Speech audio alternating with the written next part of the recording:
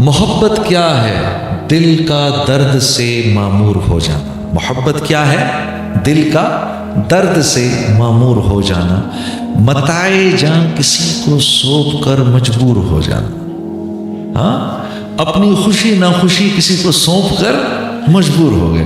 بیٹا میں جانتا ہوں یہ تیری پسند کی چیز ہے، بیٹا میں جانتا ہوں بڑے عرصے سے تو مانگ رہا ہے، لیکن میں کیا کروں، اللہ اور اس کے رسول کا حکم نہیں، بیٹا میں نہیں دے سکتا تجھے۔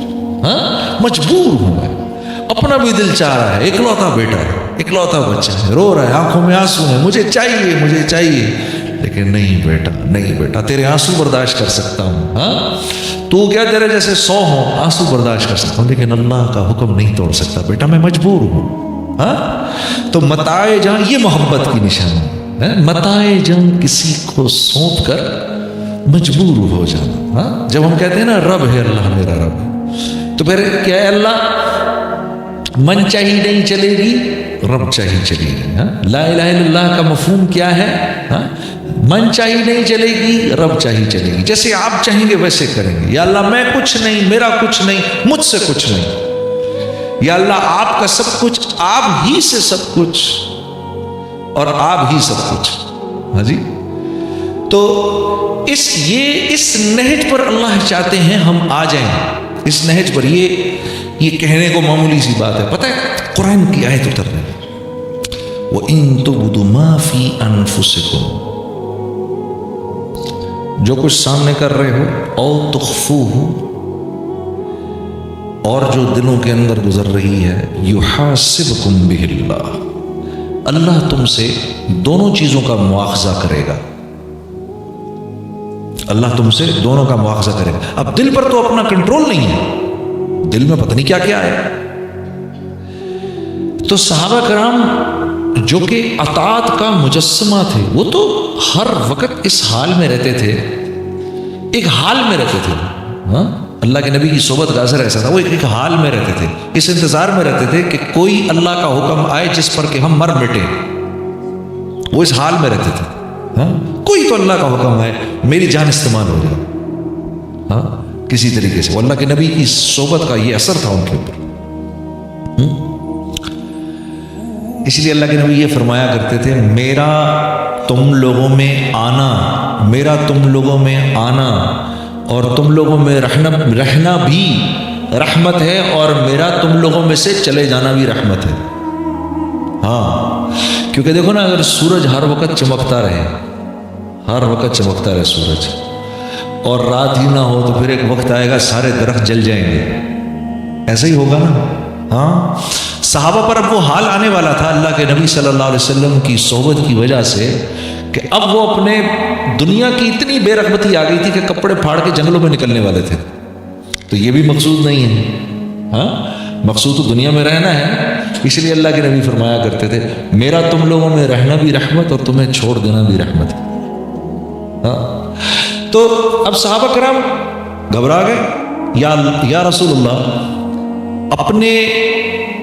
اپنے عمل پر تو چلو زور ہے کسی کا، دل پر کیا زور؟ تو آپ صلی اللہ علیہ وسلم نے کیا ارشاد فرمایا؟ آپ نے کیا فرمایا؟ تو تم کیا کہنا چاہتے ہو؟ جیسے بنی اسرائیل نے موسیٰ سے کہا کہ اس حکم کو مانیں گے، اس کو نہیں مانیں گے، تم بھی یہی کرنا چاہتے ہو؟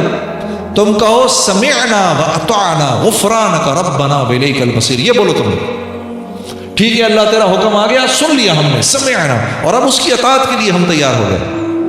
غفرانک، یا اللہ معاف کرنا، اگر کوئی کمی بیشی ہو جائے نا معاف کرنا، اور معافی تیرے سے اس لیے مانگ رہے ہیں کیونکہ تیرے پاس آنا ہے، تم یہ بولو۔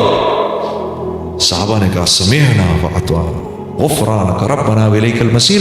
اس پر اللہ رب العزت اتنے خوش ہوئے کہ یہ اس آیت کا حکم پھر اللہ نے مسترد فرما دیا، لا یکلف اللہ نفسا الا وسعہا۔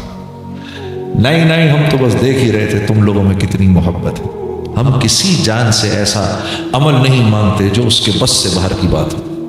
ہاں، اللہ تو اللہ ہے۔ ہاں، صحابہ کرام کیسے ہی کیوں نہ ہو، بہرحال اللہ تو اللہ ہے۔ ہمارے لیے مثال ہے، ہمارے لیے یہ بات ایک مثال ہے کہ ہم تو عام حکموں کو سن کے ہم کہتے ہیں یہ کیسے کریں گے۔ صحابہ نے تو جو ناممکن احکامات تھے ان کے بارے میں بھی کہا سمعنا و اطعنا، یا اللہ ہوتا تو نہیں لگ رہا لیکن کیونکہ آپ کا حکم ہے کریں گے۔ اور یہاں ایک بات اور عرض کر دوں، اللہ کے نبی صلی اللہ علیہ وسلم کے ارشاد کے مطابق ایک صحابی آئے، یا رسول اللہ میرے دل میں کبھی کبھار ایسے خیالات آتے ہیں کہ دل کرتا ہے کہ جل کے کوئلہ ہو جاؤں، تو آپ نے فرمایا دل کے خیالات پر اللہ نے اپنا حکم مسترد کر دیا، کچھ بھی سوچتے رہو کوئی فرق نہیں پڑتا۔ کتنی آسانی ہے ہمارے لیے، ہاں کتنی آسانی ہے۔ اور اللہ کا خوش ہونا دیکھو پھر کیا ہمارے لیے فرمایا، چلو یہ مانگو میرے سے، ہاں ربنا ولا تحملنا ما لا طاقت لنا به،